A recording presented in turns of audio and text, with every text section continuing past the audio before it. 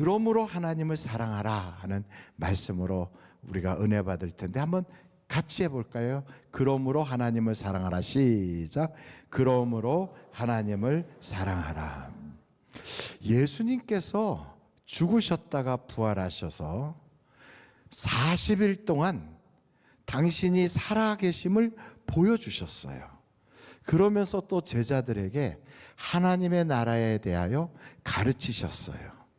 그리고 약속하시기를 내가 장차 성령을 너희에게 보내주리라 하시고 승천하신 다음에 제자들이 예루살렘에 모여서 막 기도해서 열흘이 지난 부활하신 후에 50일째 되는 그날 성령님이 임하시게 되거든요. 그래서 그날을 뭐라고 하냐면 오순절 성령 강림절이라 그래요. 5월 17일 날이 19일인가가 아마 성령 강림절로 지내게 될 것입니다. 근데 예수님께서 이렇게 제자들을 부활하신 후에 모으시고 가르치시고 보여주신 그것보다 더 중요한 것이 있어서 제자들을 디베랴 바다 쪽으로 다 오라고 하셨어요.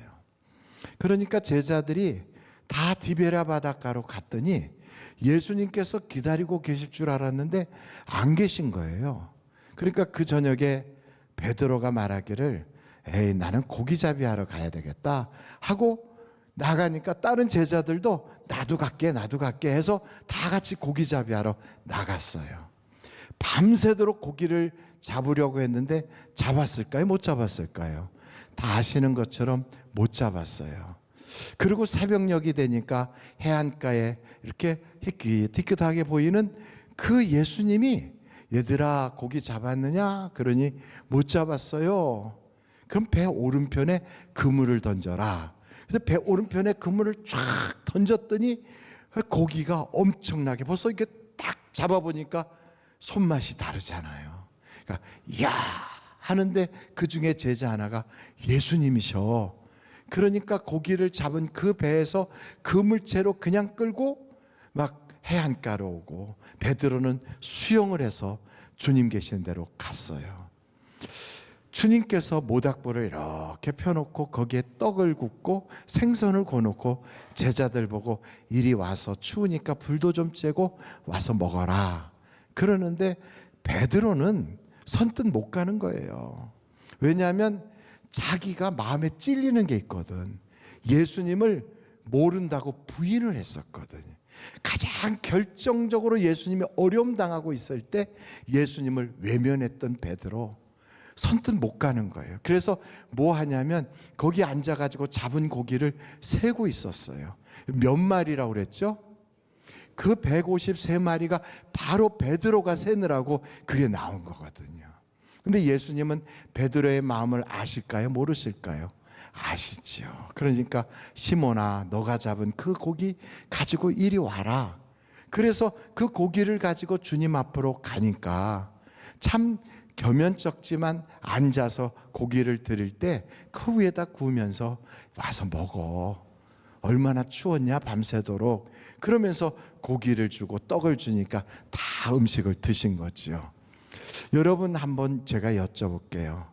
좋은 얘기든 나쁜 얘기든 밥 먹기 전에 하는 게 나을까요? 식사 후에 하는 게 나을까요? 아니면 밥 먹으면서 하는 게 나을까요? 식사 끝나고 하는 게 나을까요? 잘못하면 밥이 얹히잖아요. 그러니까 예수님도 식사가 다 끝난 다음에 이렇게 물으시는 거예요. 바요나 시몬아, 내가 여기 있는 사람들보다 나를 더 사랑하느냐? 이렇게 물으시는 거예요. 시몬아, 내가 나를 사랑하느냐? 여러분, 주님께서 그 베드로에게 또 세 번째 물으시는 거예요.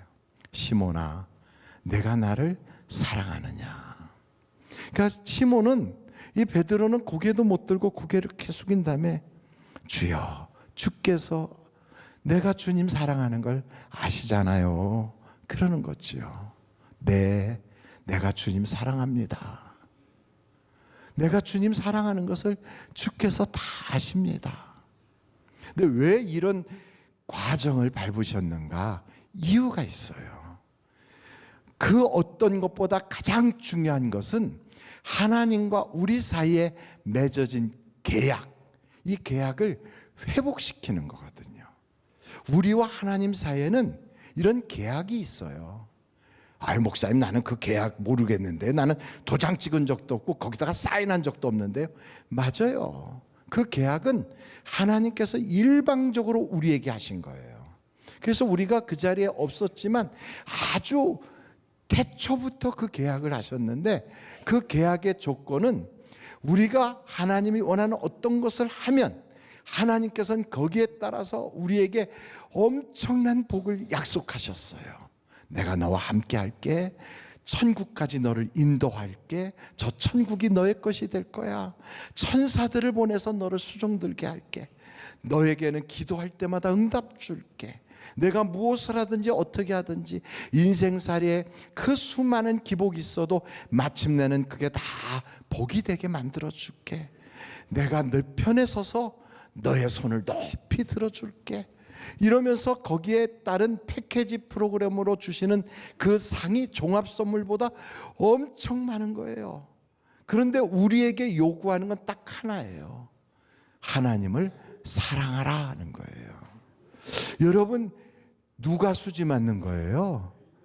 우리가 하나님과의 계약을 할 때 우리가 하나님을 사랑하기만 하면 하나님은 우리를 사랑해 주시고 우리의 죄를 용서해 주시고 우리의 모든 문제 해결해 주시고 기도할 때마다 응답 주시고 그냥 줄줄이 맞게 해서 끝도 없는 하나님의 그 축복의 언약이 성경 66권에 꽉 차 있어요. 그러니까 이 많은 것을 받는 방법은 딱 하나예요. 하나님을 사랑하면 되는 거예요. 그래서 여러분, 로마서 8장 28절 말씀을 한번 같이 읽어보실까요? 같이 시작.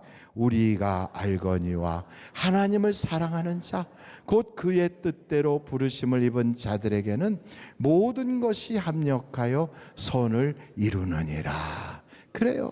하나님을 사랑하면 모든 것, 우리의 인생의 고통, 슬픔, 눈물, 이별, 또 여러 가지 그냥 아팠던 것까지 다 포함해서 하나의 작품이 되게 만들어 주신다는 거예요.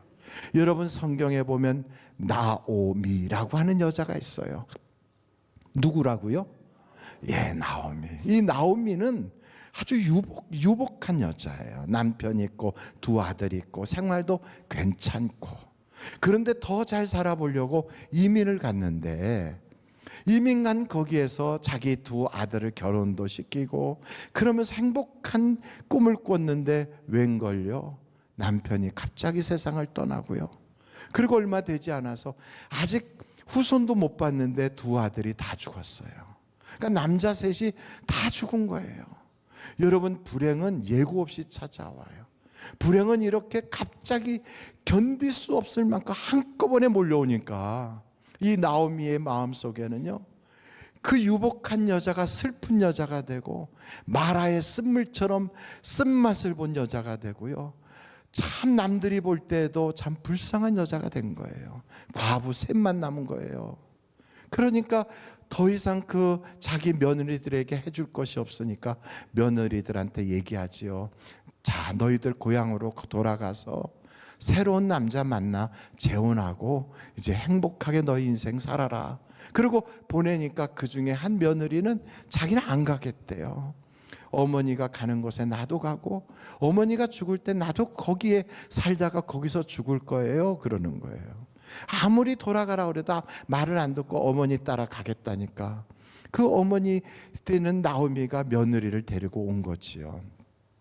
그 며느리는 이방 여자거든요. 요즘으로 말하면 다문화 가정의 여자지요.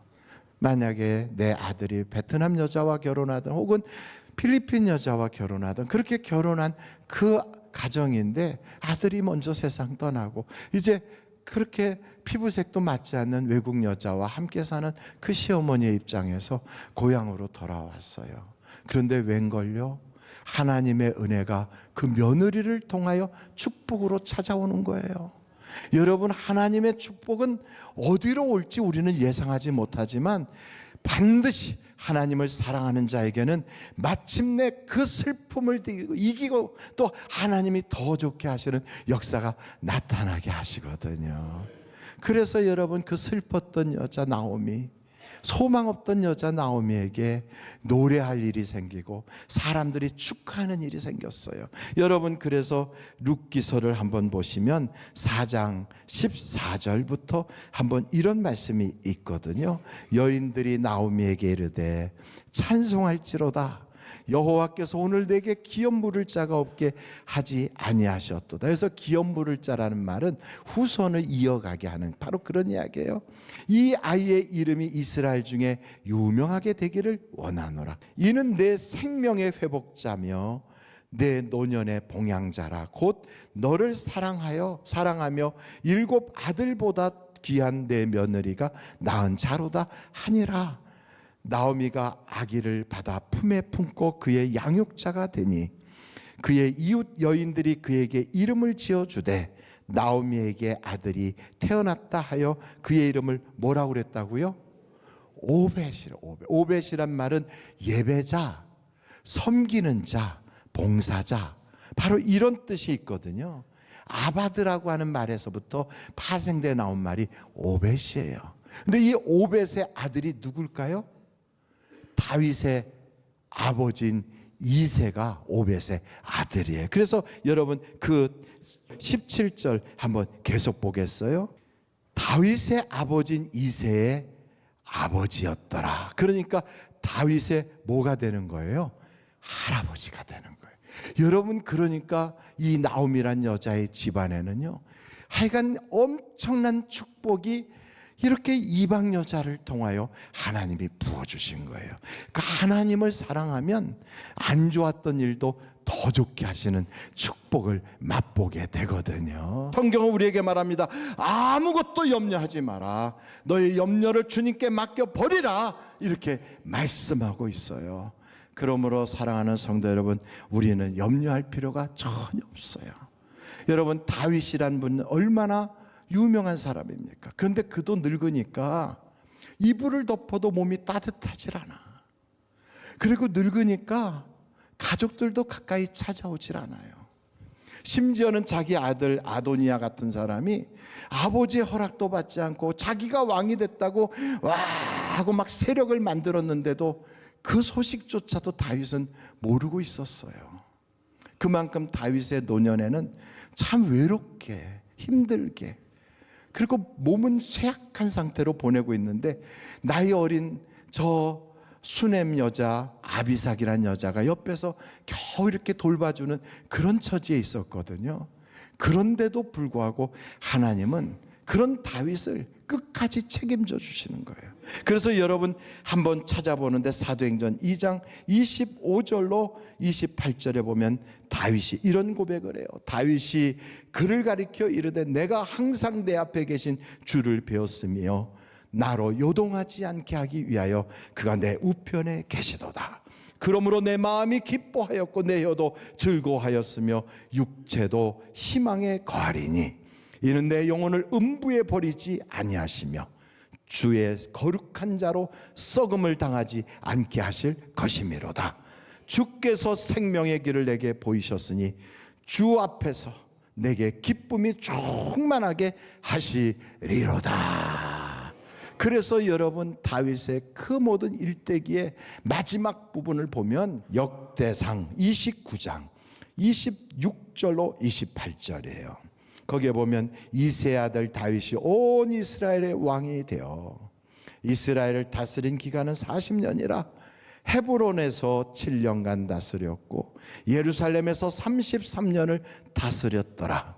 그가 나이 많아 늙도록 부하고 존귀를 누리다가 죽음에 그의 아들 솔로몬이 대신하여 왕이 되니라. 하나님이 그를 다 지키시는 거예요. 어떻게 돼서 그랬을까요? 하나님이 언약을 맺어서 그래요. 약속 때문에 그래요. 그래서 다윗은 뭐라고 고백하냐면 내가 여호와를 사랑하나이다 그러잖아요.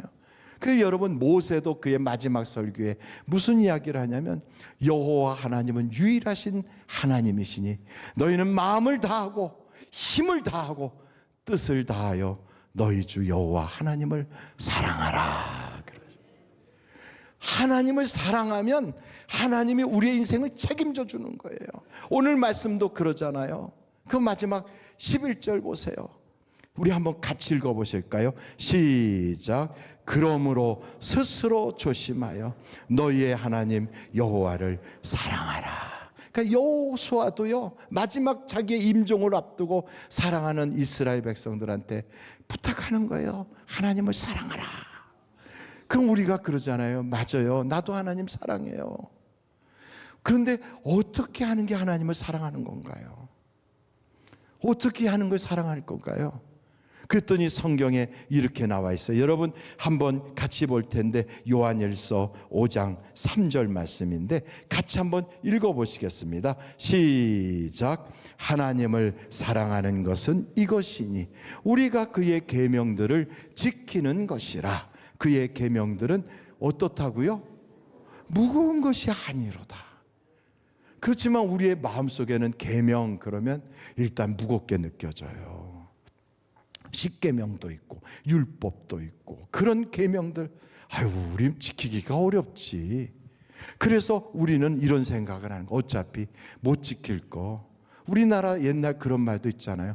가다가 멈추면 안위가만 못하다고. 그러니까 어차피 못할 건데, 그러니까 교회는 다니고 신앙생활 한다고 하면서도 그냥 내 맘대로 사는 거예요. 그냥 내가 착하게 살면 되는 거지 뭐, 이렇게 생각하는 거예요. 근데 그게 아니라는 거예요. 여러분 한번 성경 요한복음 14장 한번 보실 텐데요, 21절이에요. 같이 한번 읽어보실까요? 시작. 나의 계명을 지키는 자라야 나를 사랑하는 자니 나를 사랑하는 자는 내 아버지께 사랑을 받을 것이요 나도 그를 사랑하여 그에게 나를 나타내리라. 그러니 여러분, 주님은 계속 우리에게 그 계명을 지키는 게 하나님 사랑하는 거래요. 그러니 여러분, 과연 그 계명이 뭘까? 이제 궁금하잖아요. 우리 한번 성경책 같이 한번 보시면 좋을 텐데, 요한일서예요. 요한일서 4장 20절로 21절 같이 한번 읽어보실까요? 시작. 누구든지 하나님을 사랑하노라 하고 그 형제를 미워하면 이는 거짓말하는 자니 보는 바 그 형제를 사랑하지 아니하는 자는 보지 못하는 바 하나님을 사랑할 수 없느냐. 그러니 보이지 않는 하나님을 사랑한다고 하면서 보이는 사람도 사랑하지 않는데 어떻게 보이지 않는 하나님을 사랑할 수 있겠느냐, 이런 말씀이에요. 그러면서 21절 우리 다 같이 한번 읽어보실까요? 시작. 우리가 이 계명을 주께 받았나니 하나님을 사랑하는 자는 또한 그 형제를 사랑할지니라. 계명이 뭐냐, 계명이. 그래서 좀 더 분명하게 이렇게 요한복음 13장 34절에 이런 말씀을 주셨어요. 같이 한번 읽어보겠어요. 시작. 새 계명을 너희에게 주노니 서로 뭐하라? 사랑하라. 내가 너희를 사랑한 것 같이 너희도 서로 사랑하라. 야, 여러분, 사랑하는 게 쉬워요, 어려워요? 어려워요. 정말 사랑할 만한 사람을 사랑하면 그거는 쉽지. 제가 제 마누라 좋아할 때는요, 그냥 아침부터 가서 거기서 살아도 그래도 힘들질 않더라고요. 집에 오면서 중간에 옛날엔 공중전화에 매달려가 또 전화하고 나 구로역까지 왔어 이러고, 또 그 다음에 버스 갈아타고는 와갖고 나 버스 정류장에서 내렸어 이러고, 또 집에 가면 집에 가서 또 전화하고. 그래, 너무 그래도요 지치질 않고 피곤한 줄 모르겠더라고요. 여러분도 그렇게 해보셨나요? 삐죽거리는 건 몸에 안 좋아요. 그렇게 좋은 사람이야 얼마든지 밤새워도 사랑하지. 그런데 여러분, 그러지 못한 사람도 사랑하라면 쉽지 않거든요. 아이, 목사님, 성경에 보니까 내 이웃을 내 몸같이 사랑하라고 그랬잖아요. 근데 이웃이 누구냐 하고 물었더니 예수님이 그런 말씀하셨잖아요. 그 선한 사마리아, 그런 사람이 이웃이라고. 그 여러분 선한 사마리아 사람에 대한 비유를 아시잖아요. 어떤 사람이 강도를 만났는데 그 옆으로 제사장도 지나가고 서기관도 지나가고 요즘 말하면 목사도 지나가고 교회 중진도 지나가고 근데 그냥 다 나 몰라라고 지나가더라는 거지요. 그런데 초신자 그리고 어느 면에서 보면 이제 곧 금방 예수 믿기 시작한 그런 사마리아 사람이 지나가다가 그를 보고 아이고 큰일 났구나. 어쩌다 저런 일을 당했나. 그래가지고 자기 그 여행 가방 속에서 기름 꺼내갖고 그 사람 상처만 데 다 발라주고 그리고 자기 짐승에다 태우고 주막으로 데려와가지고 그 주막에서 그를 치료하면서 주인한테 부탁하고 돈도 맡겨가면서 이 사람 잘 치료해주면 혹시 경비가 더 들면 내가 돌아오는 길에 나머지 비용을 더 내겠다 이렇게 부탁하고 갔는데 이들 중에 누가 강도 만난 자의 이웃이 되겠느냐 그랬더니 선한 일을 행한 사람이 그의 이웃이 되지요. 그러니 우리도 그래 나한테 착한 일 하는 사람 그래 나를 도와주는 사람 나에게 그래도 말 한마디라도 격려의 말을 해주는 그 사람이 나의 이웃이구나. 나도 그런 사람이야 얼마든지 사랑하지. 이렇게 말하고 싶은 사람이 있을까 봐 성경에 이렇게 적어놨어요. 마태복음 5장 43절부터 한번 보시자고요. 거기에 보면 또 내 이웃을 사랑하고 내 원수를 미워하라 하였다는 것을 너희가 들었으나 나는 너희에게 이르노니 너희 원수를 사랑하며 너희를 박해하는 자를 위하여 기도하라. 이같이 한즉 하늘에 계신 너희 아버지의 아들이 되리니 이는 하나님이 그 해를 악인과 선인에게 비추시며 비를 의로운 자와 불의한 자에게 내려주심이라. 너희가 너희를 사랑하는 자를 사랑하면 무슨 상이 있으리요? 세리도 이같이 아니하느냐? 또 너희가 너희 형제에게만 무난하면 남보다 더하는 것이 무엇이냐? 이방인들도 안 믿는 사람들도 이같이 아니하느냐? 다 같이 한번 48절 읽겠어요. 시작. 그러므로 하늘에 계신 너희 아버지의 온전하심과 같이 너희도 온전하라. 그러니 여러분 우리한테 이유 없이 막 비난을 하거나 무슨 일만 있으면 와서 자꾸 회방하거나 나를 괴롭히는 사람도 사랑하라. 쉬운 게 아니거든요. 여러분 괴롭히는 사람을 보면 우리나라 옛날 노래도 있어요. 아리랑 노래 보면 심리도 못 가서 발병 나라 이런 노래까지 있어요. 그러면서 그런 생각이 들잖아요. 벼락은 뒀다가 어디다 쓰려고 그러시나 그런 생각도 들게 돼 있어요. 그런데 그렇게 하면 하나님이 너 계명 어긴 거야. 그럼 내가 너를 사랑할 수도 없고 너를 도와줄 수도 없어. 그러니 어떤 조건의 사람이든 너는 원수라도 사랑해라. 쉽지 않거든요. 제정신으로 안 되거든요. 얼마나 막 애를 써도요 안 되는 거지. 안 되는 건 안 되는 거지요. 내 정신으로는 사랑할 수가 없었던 사람을 성령을 받으면 사랑할 수가 있게 되는 거예요. 성령이 내게 오시면 그 모든 속상했던 것이 기억이 나질 않아. 여러분 그가 뭐라고 했는지도 생각도 안 나. 나에게 섭섭하게 했던 것조차도 아무런 생각이 없어요. 심지어 여러분 성경에 보니까 스데반 집사님 같은 경우는 자기한테 돌 던져 죽이려고 하는 사람들을 보면서도 환하게 웃으면서 아버지여 저들의 죄를 용서하여 주세요. 그러면서 천국을 바라보게 되잖아요. 여러분 성령이 우리에게 오시면 사람의 힘으로 못하는 것을 할 수 있도록 하나님이 능력의 능력을 더하여 주시는 거예요. 그래서 그냥 교회만 왔다 갔다 해서는 정말 하나님과의 그 언약 관계 이걸 회복시킬 수가 없어요. 그래서 늘 강조하는 게 성령을 받아라 그러지 않아요. 그러니까 성령님이 우리에게 오시면요 시어머니도 용서가 되고, 며느리도 용서되고, 시누이도 용서되고, 못된 사람 용서되고, 회사에서 그렇게 갈구는 상사도 용서가 되고, 어느 곳에 가서 무엇하든지 안 좋게 하는 사람들조차도 마음이 불쌍하게 생각이 들고, 긍휼한 마음이 들고, 또 나중에는 왜 안 좋았는지가 기억 안 나니까 그냥 다 사랑하게 되는 거예요. 이런 하나님의 사랑이 성령 충만한 사람을 통하여 흘러넘치니까. 그래서 여러분, 우리 주님의 그 계명을 지킬 수가 있게 되거든요. 그래서 저는 우리 하늘비전교회 모든 성도가 성령 충만 받으시기를 간절히 바랍니다. 이제 예수님이 다시 돌아가셨다가 살아나신 다음에 가장 강조한 게 뭐냐? 하나님을 사랑하라 하는 거예요. 하나님 사랑하는 게 이웃 사랑하는 거래잖아요. 이것을 회복시켜야만 하나님의 복을 받을 수가 있어요. 그러므로 여러분, 저는 여러분이 다 하나님 사랑하고 이웃을 사랑하되 하나님이 나를 사랑하는 것처럼 사랑할 수 있는 그 놀라운 은혜의 주인공들이 다 되시기를 주님의 이름으로 축원합니다.